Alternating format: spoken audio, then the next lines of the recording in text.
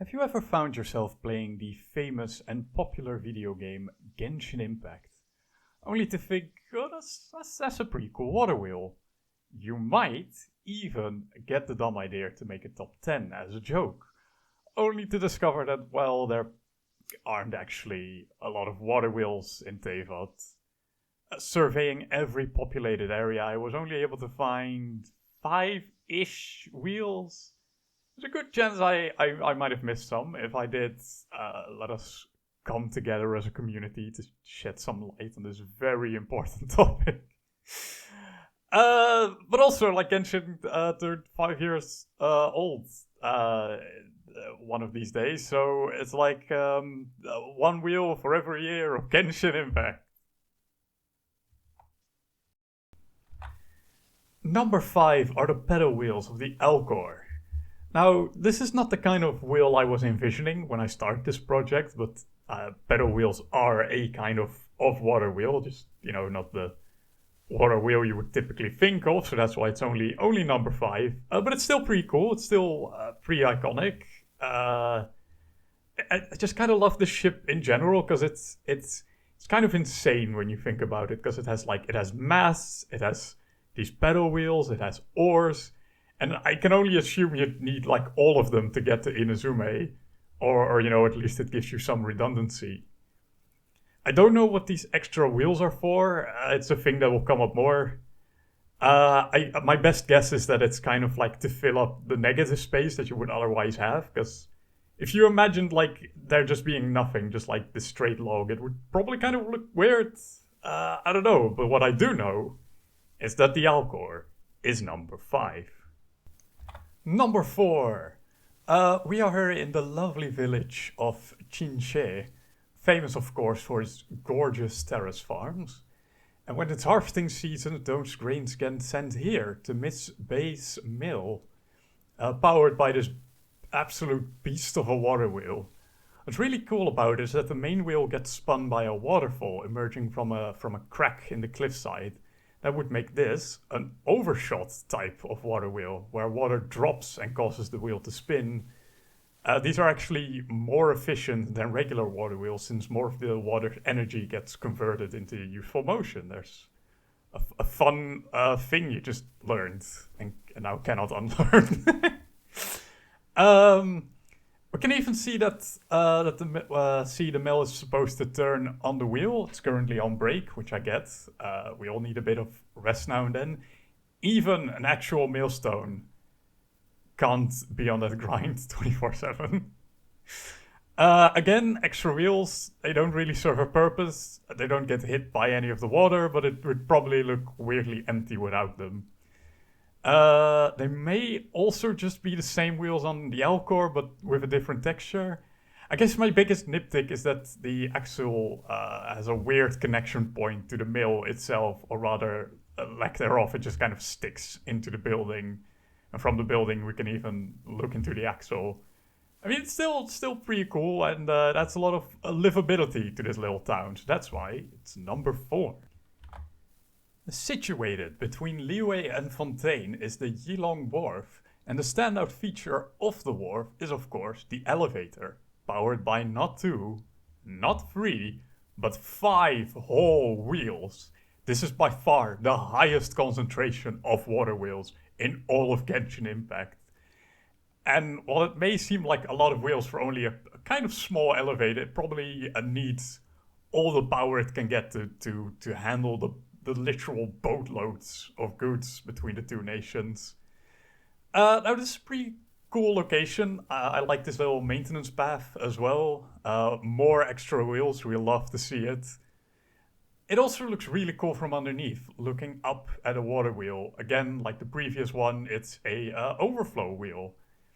While it probably is yet again the same model of water wheel as we've been seeing so far, I do appreciate that they have a slightly different color made to fit in with the surrounding area, which is a good little detail. I'm glad they kept that in mind. Next up is the water wheel at the Wangshu Inn.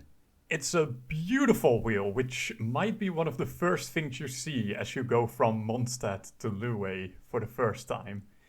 It's the only wheel with a sort of housing around it, which looks really cool and unique. This is also the first non-overshot water wheel we see in the game. Instead, it is a stream wheel that purely relies on the stream of the water underneath. Not the most efficient, but it gets the job done. It's actually kind of wild how big this thing is. Like, each section is as big as a person.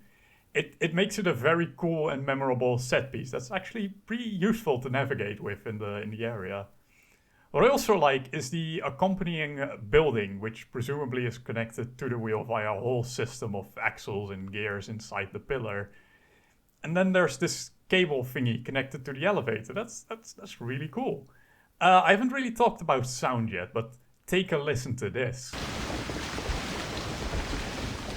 That's nice. There's also a common chest here on the wheel, and if you haven't found it yet, you can pretend I left it there for you. Surprise! Honorable mention. I'm sure you're wondering what the number one wheel of Genshin Impact is. But before that, I would like to give an honorable mention to the Natlan party boats. When I was starting to make this list, I was desperate to find any and all water wheels I could get. I visited almost every populated area I was able to find, explored ancient ruins to see if there were any abandoned ones. Nothing. After searching high and low in Fontaine, passing the scorching deserts of Sumeru, Natlan was my last hope of finding anything. The closest I got were some windmills, but one place was left undiscovered. And we're gonna pretend that this was before the Not Cry expansion, because it is. The Easy Breeze Holiday Resort. My destination was clear, except I couldn't go there because I wasn't that far in the story yet. So a friend took her Farina to scout ahead, only to find that there was a pre-activated waste shrine there all along. And so there's one actually in Not Cry if you want to go there for some reason. This is probably common knowledge, I didn't know. Anyways, the party boat water wheels are they're not really wheels, they're more like stars, water stars. But you know what? It was a journey getting here. Oh my god. Yeah, but it deserves an honorable mention at the very least. And you know what?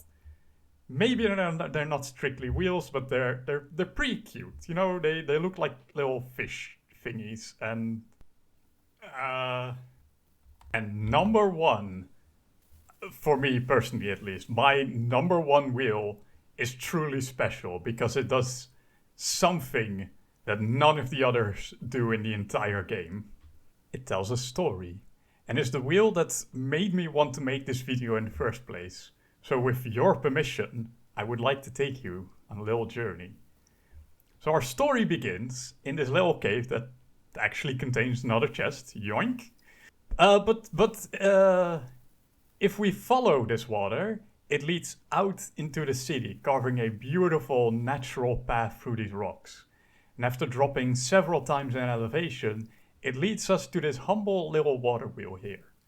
Now the wheel itself is pretty cool on its own. It's yet another stream type water wheel. But look at this. It doesn't merely spin, but it also transports the water into this little viaduct structure and into this reservoir, which is really cool on its own. It has this little gate so people can like easily fill up their buckets and stuff, and behind it there's a little gap for overflow, which leads into a stream, ending in the ocean. Huh. That's weird. It seems like the overspill of this reservoir has carved out the landscape in a similar way as the natural stream did. It even eroded out this little chunk in the beach. But that would kind of imply that this has been the case for thousands of years, at the least.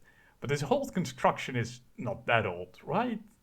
I mean, it could be, but here is where it gets interesting. You see, the original stream also stops at the wheel. It's almost as if they built this whole thing on top of the river and the foundation blocked the stream. And if we remove the two, we can also imagine that the stream leading up to the water wheel and the overflow of the reservoir used to be connected at some point.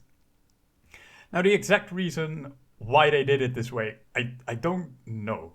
It could be that there's something that the water wheel powers in this building. It could be that they wanted a reservoir, but building a dam would be impractical. But I like the idea that in Inazuma, the land of eternity, even the landscape must remain unaltered. Building a dam would have changed too much. And so this whole construct was made to ensure that the water would continue to flow from that stream into the ocean. And I think that's really awesome and cool. Like, it's a neat little environmental story inside of this game that I'm guessing most people glossed over. And it's why I want to make this video to shine some light on a cool, really unimportant detail of this game, and that is why the water wheel in Inazuma is number one.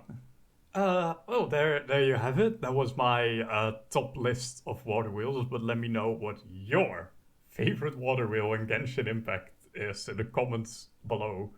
I was surprised to learn that most of these were in Liyue and that there are like none in Fontaine, like the nation of water. Like, what the heck, Fontaine?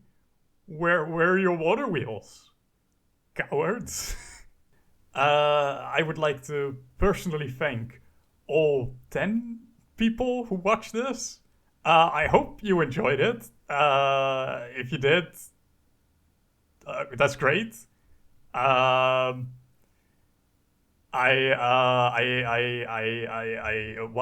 recording this, I have no idea how much work is ahead of me. This is the first video I ever made. But yeah, have a nice day and bye.